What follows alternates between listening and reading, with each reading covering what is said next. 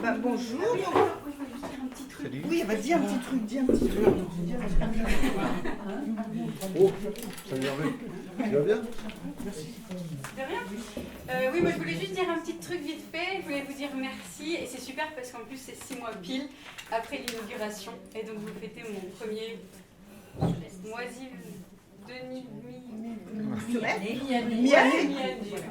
moi, voilà.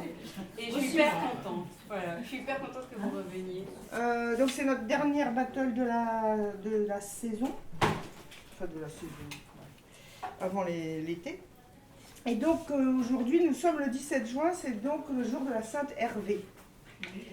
Et donc voilà. Et donc un des battleurs ou des bateliers donc s'appelle Hervé Eléouette, ici présent, pour ceux et celles qui ne connaissent pas. Et donc son adversaire est néanmoins ami, ou l'inverse, je ne sais pas. Donc c'est Arnaud Le Gouefflet, bien connu. Donc je ne vous les présente pas ou plus. Vous irez chercher tout ce qu'ils savent faire sur les scènes ou les réseaux sociaux. Mais donc c'est la fête de Hervé aujourd'hui. Donc évidemment le thème que j'ai choisi n'a pas été très très difficile, c'est on va te faire ta fête et on est de mauvaise humeur. Parce qu'en fait je me suis dit que depuis quand même tant d'années on s'était montré très cordiaux. Et là bon, vous allez avoir le droit de vous lâcher un petit peu. Donc on va voir ce que ça va donner.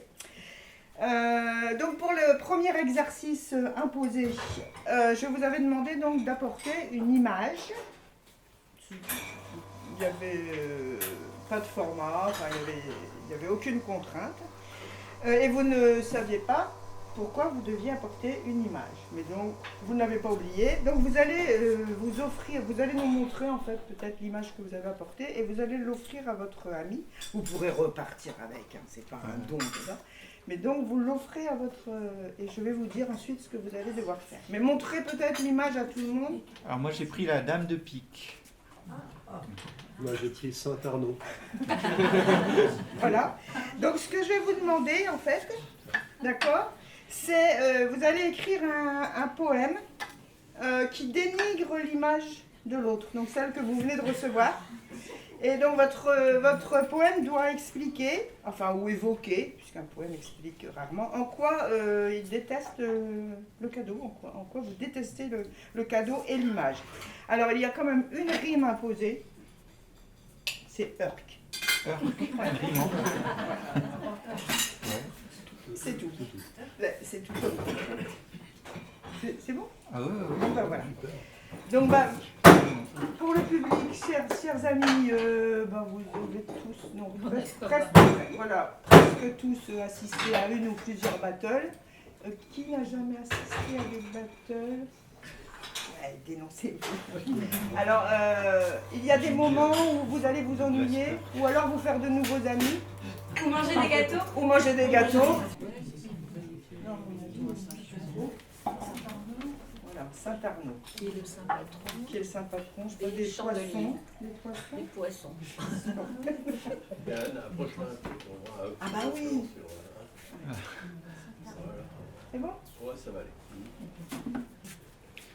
Alors, s'il fut acteur en fond d'église, Saint-Arnaud n'est pas Douglas Kirk. Il balbutiait en latin Burke,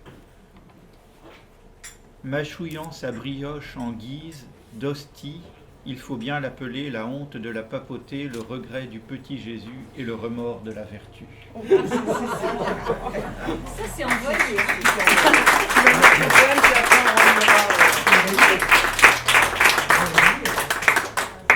Alors attends, je vais montrer aussi pour... Donc la dame de pique. Comment s'appelle la dame de pique? La dame de pique, je pense. Alors, chacun sait qu'Eléouette, mon roué adversaire, qui a l'air innocent, cultive bien des vices. Que non content d'aimer le pinard et la bière, qu'il écluse un gogo comme un mannequin pisse, non content de fumer de l'opium, de la bœuf, Il s'adonne au poker, au tarot, bref, au jeu. Il a parié son slip et vendu ses souliers, la maison familiale et l'anneau de Bilbo, qu'il a perdu d'un coup en flambant au bingo. Son cadeau n'en est pas, il est empoisonné. Plus que celui de Pique, il est le roi des Urks. Et sa réputation court d'ici à New York.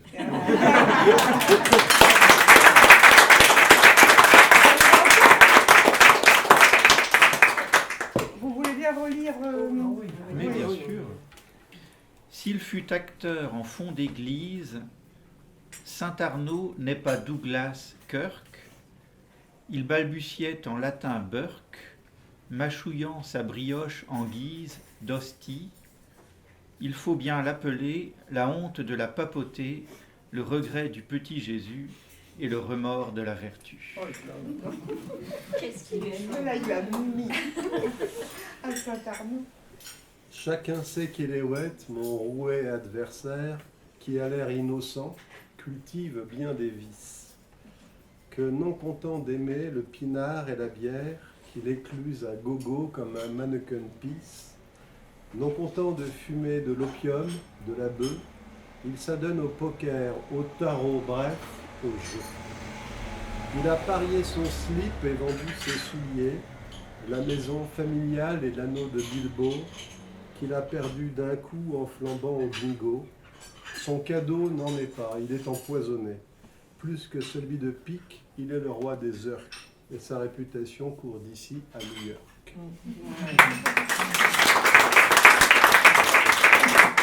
Merci beaucoup. Vous pouvez récupérer chacun votre. Alors là, je vais proposer un exercice déjà hors sujet. En fait, j'ai un thème, et puis après il y a des hors sujets. Donc là, en fait, j'ai appelé cet exercice. Non, je ne vais pas vous dire comment je l'ai appelé. C'est après que vous allez comprendre la subtilité en fait de l'exercice. D'accord. Donc là, pour l'instant, vous allez écrire chacun un quatrain en alexandrin sur la poésie. D'accord? Ça, c'est la première partie de l'exercice. Et deuxième exercice, vous écrivez un haïku. Oui, pas forcément argentin, enfin ça c'est un clin d'œil à certains d'entre nous. Donc écrire un haïku sur un saint de votre choix, pas un saint féminin, pas un saint quoi. Comme Saint Arnaud quoi. D'accord. Oui, bon, on verra. Ça se fait, On verra. Alors là, c'est complètement banal, ça n'a aucun intérêt en fait comme exercice. Non. Parce que, si. Mais donc vous allez le faire, donc chacun, et vous verrez en fait l'intérêt de l'exercice. Après. Sur la poésie. Le quatrain, en alexandrin, c'est sur la poésie. C'est tout ce que je vous demande. Et le haïku, c'est sur un saint de ton choix. Tu peux reprendre Saint Arnaud, Saint Hervé, enfin, voilà. Quel suspense.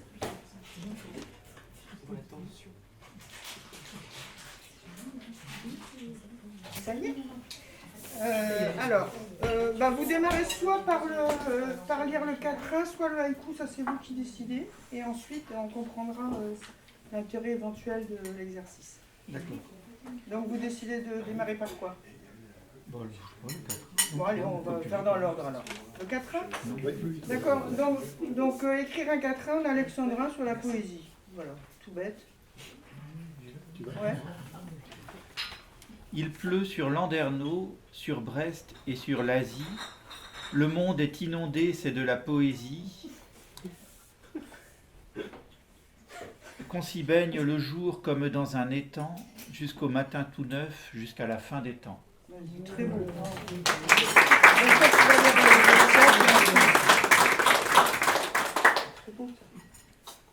Pourquoi faut-il en fait supporter les poètes? Leur babil éreintant, leur côté fric et frime, et leur goût fatigant de tout ponctuer de rimes. La poésie c'est bien, surtout quand ça s'arrête.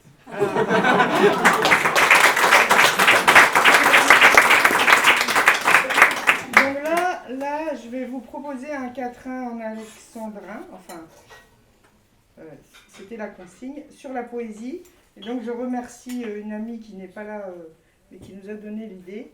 C'est Edith Boulot. Et donc j'ai intitulé cet exercice l'homme versus la machine, parce qu'en fait, on a demandé à ChatGPT d'écrire un quatrain en alexandrin sur la poésie. Donc voilà. Donc voilà ce que... Il ou elle, je sais pas d'ailleurs. Chat, je sais pas. Bon, Yann. Voilà ce qui est écrit. Alors, vous pouvez compter d'ailleurs hein, pour voir si... Donc, la poésie, doux chant de l'âme en éveil, ses vers envoûtants caressent nos esprits. Elle danse avec grâce sur le papier vermeil, élevant nos cœurs vers des mondes infinis. Donc, est-ce que vous pouvez nous relire, vous, ce que vous avez écrit pour voir si c'est mieux? Il pleut sur Landerneau, sur Brest et sur l'Asie. Le monde est inondé, c'est de la poésie. On s'y baigne le jour comme dans un étang, jusqu'au matin tout neuf, jusqu'à la fin des temps. C'est mieux. Pourquoi faut-il en fait supporter les poètes, leur babil éreintant, leur côté fric et frime, et leur goût fatigant de tout ponctuer de rimes? La poésie c'est bien, surtout quand ça s'arrête. Donc, s'il y a un argument, pour douter de ChatGPT, mais c'est pas terminé, donc ils vont nous lire leur haïku. Peut-être que ChatGPT va se rattraper sur. Alors on va voir déjà ce qu'ils ont écrit. Le haïku, donc sur un sein de votre choix. Tu rappelles ce que c'est qu'un haïku? Ah oui, alors un haïku, c'est un petit poème japonais de 3 vers, de 5 syllabes, enfin 5 syllabes, 7 syllabes, 5 syllabes. Ça c'est au niveau de la forme. Après je ne rentre pas dans les détails de l'intention et l'univers du haïku. Près de la fenêtre, elle ne voit rien venir, mais la sainte arbitre. C'est un haïku faillot. Hein. C'est un haïku faillot, oui. Mais il essaye quelquefois. Jaloux. On va voir. Oui. Peut-être que c'est celui de ChatGPT. Alors, seul dans l'écuelle, dans la soupe à la ficelle, sainte vermicelle. Ça parle pas de moi. Alors, donc notre ami, donc on lui a demandé la même chose exactement. Saint François d'Assise, écho de la nature pure, paix en chaque geste. Alors maintenant c'est le moment des grands défis. Donc je crois que c'est toi Hervé qui veut démarrer. Donc Hervé a relevé le défi suivant, donc lancé par Arnaud, c'est éloge de la castagne. Voilà, éloge de la castagne. Voilà, éloge de la castagne. Ouais, c'est mieux quand c'est debout. Ouais. Alors j'ai écrit une petite ballade. Donc, éloge de la castagne. Cro-Magnon avait un gourdin dont il usait sur son voisin pour embellir la préhistoire. Mon grand-père avait sa pétoire. Je n'ai sur moi qu'un stylo bic pour abolir l'ordre public. Mettons-nous sur l'heure en campagne, honneur et gloire à la castagne. Sans équivoque, un spectateur, quand il sourit, n'est qu'un menteur. Si, parmi vous, tas de microbes, se sont cachés quelques gens probes, l'espèce est rare à Landerneau, comme le déclarait Arnaud, tout le reste est bon pour le bagne, honneur et gloire à la castagne. Les habitants du Patelin, n'ayant pas eu le pied marin, ont édifié 4 bicoques sur un vieux pont dont ils se toquent.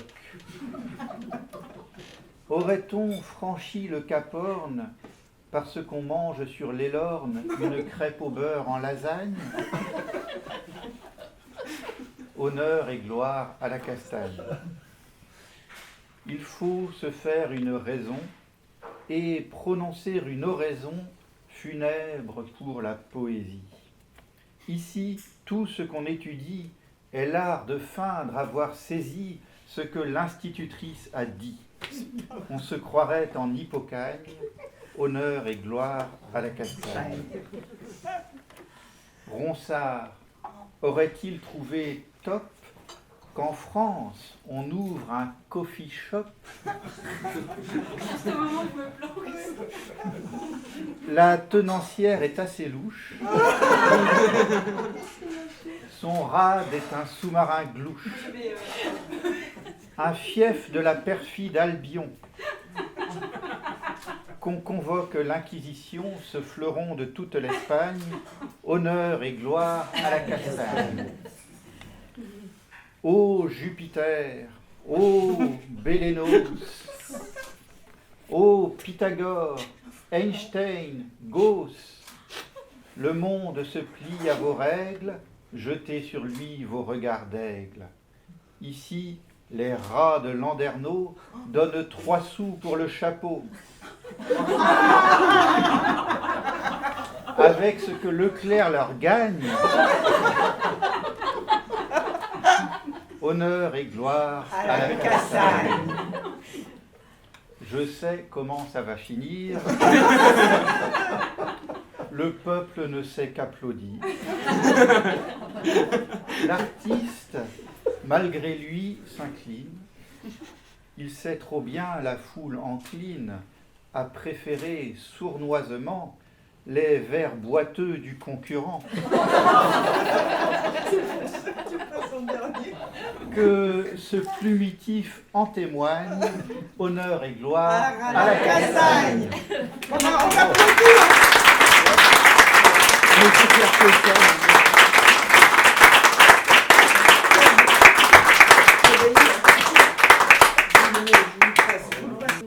Arnaud, lui, a relevé le défi lancé par Hervé et ça s'intitule Torgnole à Landerneau. Torgnole à Landerneau. Mesdames et messieurs, les jurés du Grand Prix du roman policier et de la poésie, j'entends déjà au loin des fâcheux qui complotent. La poésie, d'accord, le policier, boycott. L'un n'empêche pas l'autre, messieurs les censeurs. Ne dédaignez pas, évitez l'aigreur. Votre littérature est pour les claustrophobes. Ici, pas de frontières et haro sur les snobs.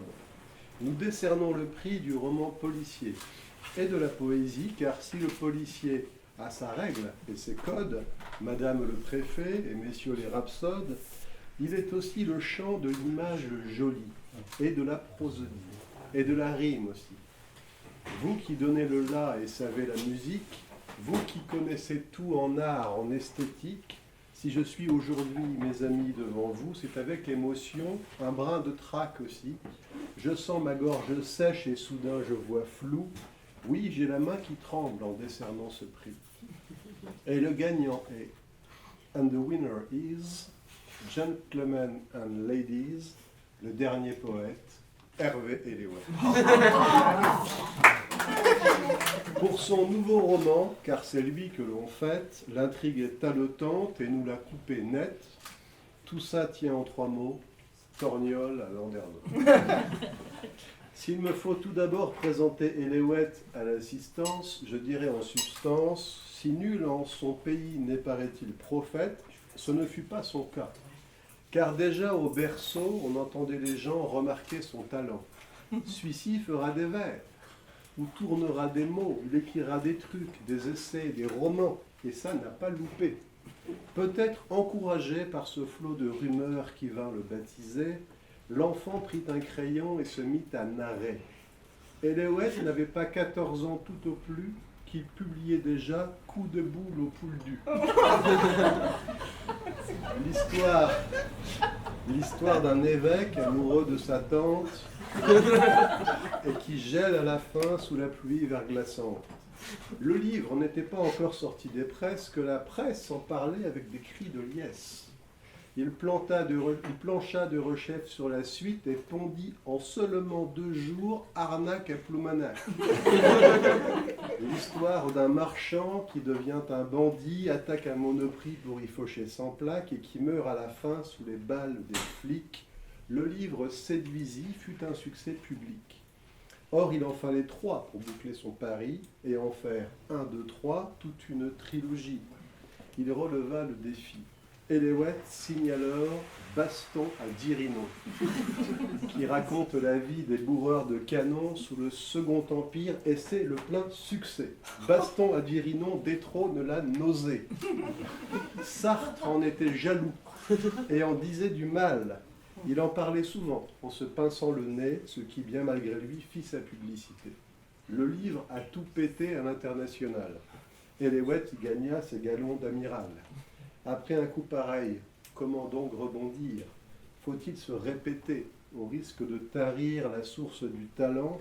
Faut-il prendre des risques? Eliot de Rechef a relevé le gant, il renversa la table et retourna le disque, livrant à son public stupéfait de l'audace un livre décapant, Castagne à Daoulas. L'histoire d'un évêque amoureux d'un bandit qui glisse sur la glace et braque un monoprix. Tout ça se déroulant sous le Premier Empire et qui meurt à la fin en tirant au canon que des bourreurs bourrés pour provoquer le pire avaient bouché les cons avec un édredon. Castagne à Daoulas coiffe tout au poteau. Le reste de son œuvre est du même tonneau, jamais 2 fois le même et toujours du nouveau. Ne jamais se figer dans le recommençons. Chicane à l'opérette, grabuge à l'Esnevin, dispute à Plohermel, coup de plaf à Iffignac, chouille à Saint-Égonec, bagarre à Esquibien, muflé à Carantec, plein la gueule à Carnac. L'auteur laboure en grand, de terroir en terroir. Son œuvre est un buffet constellé de tiroirs dont chacun est garni de surprises nouvelles, dont il distille la substantifique moelle. Mais si nous sommes là aujourd'hui réunis, d'admiration transie, c'est pour ce beau roman que l'on a tant aimé. Le suspense est total et nous l'a bien troué. Le titre fait 3 mots, Torgnole à Landerneau. L'histoire d'un canon sous la pluie verglaçante, qui a coûté 100 plaques à l'évêque transi, le bourreur d'édredon a épousé la tante, les flics au monoprix sont bourrés dès midi à cause de la gnôle. Le chapitre final nous surprend et se clôt sur une scène où la torgnole le dispute à l'émotion pure, où l'on est transporté dans la littérature jusqu'au plafond des mots. Et je parierais gros que ce bouquin fera du bruit dans Landerneau.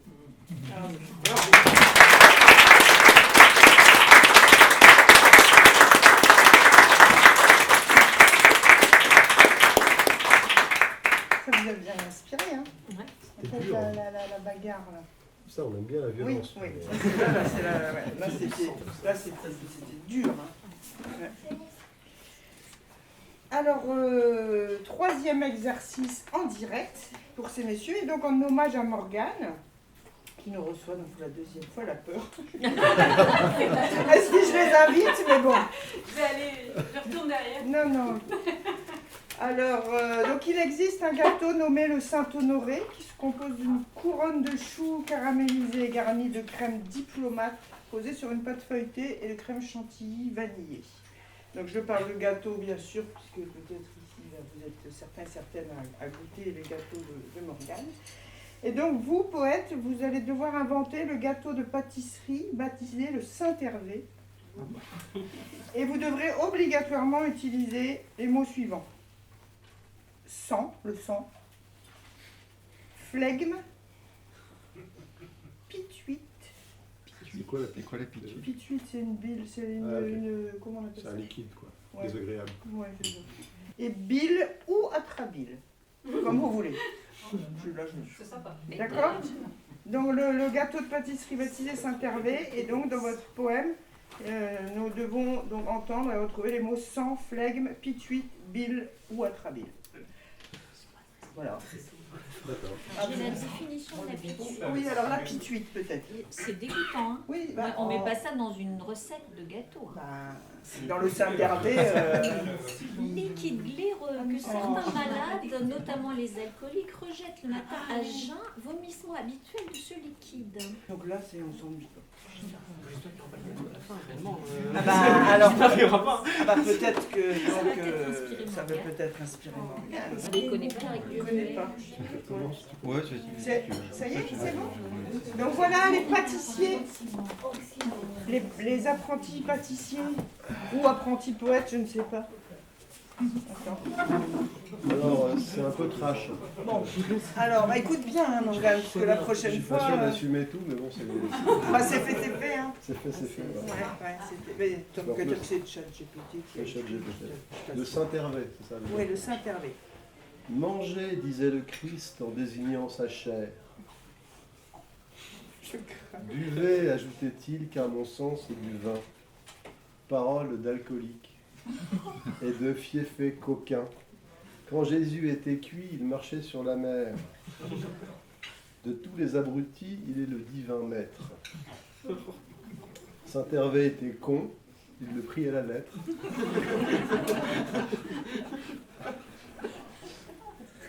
Il composa son cake en se coupant en pièces. Mélangea le flegme et la bile et la pituite. Il le cuit, le moula, y imprimant ses fesses. En guise de cerise, il y posa sa bite. Ah ouais, là, ah oui, là, bah, bravo. Bravo, mais c'est Ça va être difficile à refaire. Cela dit, il y a plein d'histoires de saints, effectivement, qui sont découpés, recomposés, Non, mais il y etc. a- Donc tu es vraiment dans la lignée. Il y a une thématique cannibale un peu dans la religion Oui, chrétienne. ah bah oui, complètement. Oui, donc en Un fait, peu, c'est extrêmement sérieux, voilà, Documenté. documenté, voilà. Bon bah ça y est, c'est fait, hein. C'est dit, c'est Ça, dit. c'est cuisiné. Alors, moi, je suis resté plus dans la recette. Attention à ton auréole là, parce que... Ah oui, Ouais, technique. technique. J'avais oublié la bile, mais je pense qu'il y a moyen de la... Bon, voilà. Le flegme est important pour faire un Saint-Hervé. Il faut être certain d'avoir cicatrisé. On ponctionne sur soi 1 litre de sang frais en usant pour couteau d'une arête de truite. On prélève au matin 3 grammes de pituite. Le lendemain du match, Landerneau-Guy Sény sur un habitué du bar Le Penalty. Et machinalement, presque sans y penser, on malaxe le tout dans un grand saladier. Sans se faire de bile, la rime était facile. Celui qui s'en repaît mérite le respect. On dit ce qu'il incombe samedi sur sa tombe.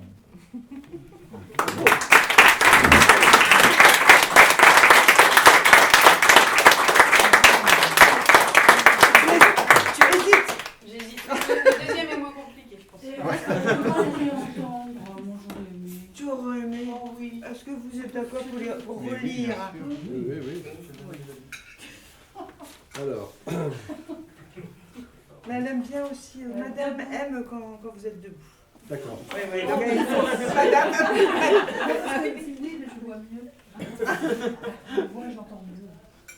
Mangez, disait le Christ en désignant sa chair.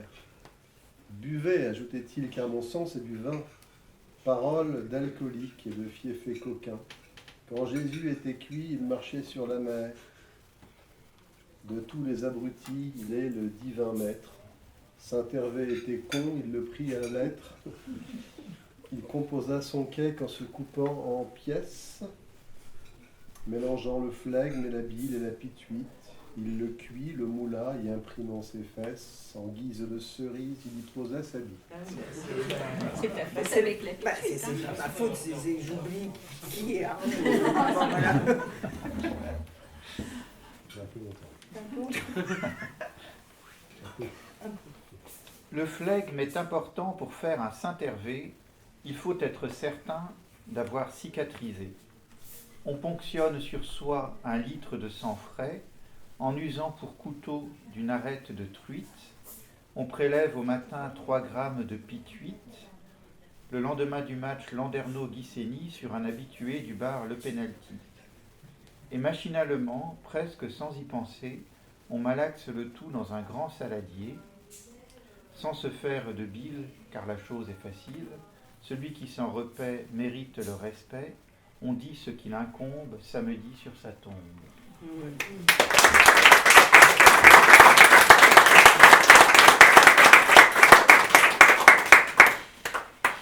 Alors, voici le dernier petit exercice. Donc, j'appelle la poésie à l'envers. Cette fois-ci, vous allez transformer un haïku en fait divers. Parce que quelquefois, je leur demande de transformer un fait divers en haïku. Et là, comme ils sont capables de tout, je me suis dit, ils vont faire l'inverse. Alors, votre fait divers doit comporter un élément furieux. Alors, je vous propose 2 haïkus, mais vous allez faire le même travail sur les 2 haïkus. Hein, d'accord ? Alors, le premier haïku, c'est de Basho, un des plus célèbres écrivains japonais de haïku, entre autres. Ivre de fleurs, la femme armée d'une épée porte une veste d'homme. Ça, c'est le haïku d'origine. Ivre de fleurs, la femme armée d'une épée porte une veste d'homme. Alors votre poème, il aura la forme que vous voulez. Enfin, votre poème transformé en fait divers, il a la forme que vous voulez. Ça, je vous laisse. D'accord. Et un deuxième, d'un poète japonais qui écrit des haïkus, mais qui est contemporain. Il s'appelle Yotsuya Ryu. Ryu, c'est pas. C'est pas Ryu de Landerneau. Hein. C'est pas peut-être. Peut-être, hein. R-Y. Voilà son haïku. Le ciel d'automne, des milliers de moineaux, le bruit de leurs ailes. Le ciel d'automne, des milliers de moineaux, le bruit de leurs ailes. Et à l'issue de cet exercice, je réfléchirai et je déciderai qui est vainqueur.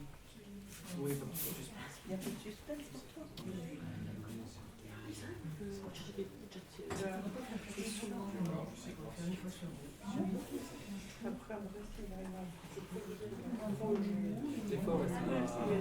Je sais pas, non, donc tu as commencé par le ciel d'automne. Ouais, Oui, donc le ciel d'automne, des milliers de moineaux, le bruit de leurs ailes. Ça, c'est le poète qui s'appelle Ryu. Ça, c'est Ryu ouais. d'à côté. Alors ça donne Monsieur Moineau n'a pas bu d'eau, mais des liqueurs, il est plusieurs. Il court, il fait l'avion, en centre-bourg, paf, un camion. Ah oui, c'est beau. Celui-là, j'étais content.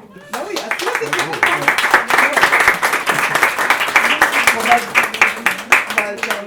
À toi, oui. Moi, je peux faire le premier. Tu peux faire le premier. Donc, ivre de fleurs, la femme armée d'une épée porte une veste d'homme. Alors, l'allergie à bon dos. C'est, dit la femme au flic, la faute du pollen si j'ai pété les plombs. De mon coupe-papier, j'ai menacé Ifik et je lui ai piqué son froc et son blouson.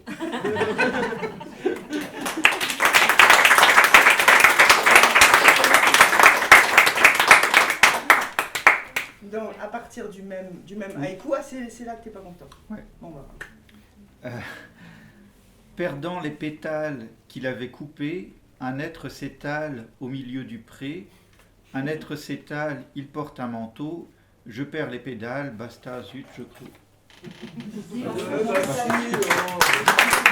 À la fin, c'était je perds les pédales, basta, zut, je clôt. Parce que je n'avais pas réussi. Ouais. Ah oui, il fallait terminer, c'est ça. Alors Arnaud, Donc c'est le ciel d'automne. donc toi c'est le ciel d'automne, des milliers de moineaux, le bruit de leurs ailes, écrit par Yotsuya Ryu. Scandale à Landerneau. a dénommé Ryu, qui se faisait passer pour un vrai japonais, avoua devant les flics qu'il avait tout torché avec ChatGPT. C'était pas ses haïkus.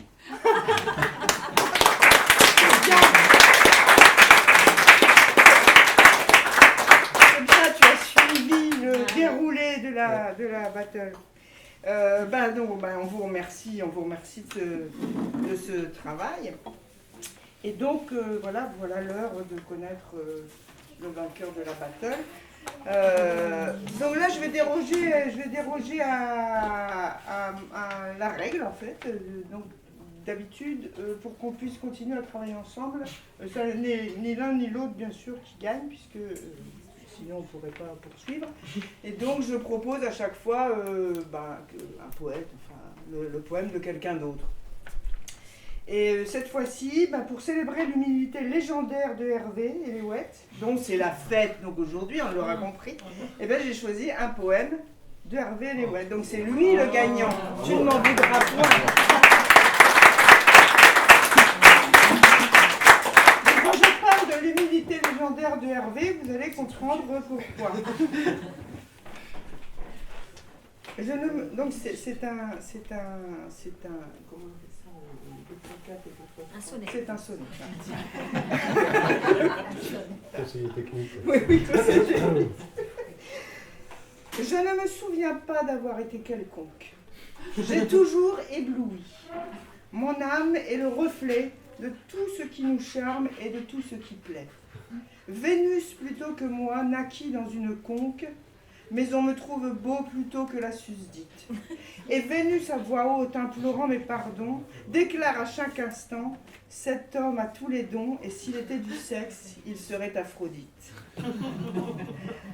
Je suis là de toujours figurer dans le ciel. Je touche au firmament de la métaphysique. Comme à côté de moi, tout est superficiel. Je ne puis cependant feindre l'inesthétique, et quand je me lamente et ronge mon ennui, on dirait au ponant une étoile qui luit.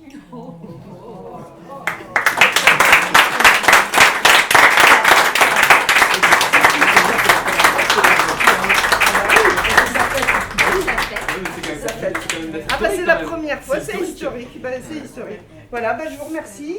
Donc, merci beaucoup d'être venu par ce temps et d'avoir déserté les plages. Merci à notre arbitre, Anne-Julia. Anne-Julia